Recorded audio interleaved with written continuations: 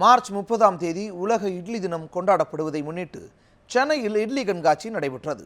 சென்னை புரசைவாக்கத்தில் உள்ள தனியார் மண்டபத்தில் நடைபெற்ற இட்லி கண்காட்சியில் 2046 வகையான இட்லிகள் இடம்பெற்றிருந்தன. அப்துல் கலாம், அன்னை தெரசா உள்ளிட்ட தலைவர்களின் படங்கள் வடிவிலான இட்லி, மழைநீரை சேகரிக்கும் முறை வடிவிலான இட்லிகள் இடம்பெற்றிருந்தன. இந்த கண்காட்சியை நீதியரசர் வள்ளிநாயகம், வணிகர் சங்க பேரமைப்பு தலைவர் வெள்ளையன் கலந்து கொண்டு தொடக்கி வைத்தனர். இதில் ஏராளமான பொதுமக்கள் கலந்து கொண்டு பல்வேறு வகையான இட்லிகளை கண்டுகளித்தனர்.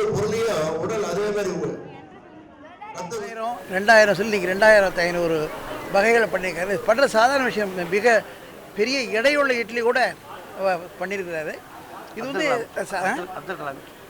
அப்துல் கலாம் படம் போட்டு உருவத்தில் பண்ணியிருக்கிறாரு. அன்னை தெரசா உருவத்தில் பண்ணியிருக்காரு.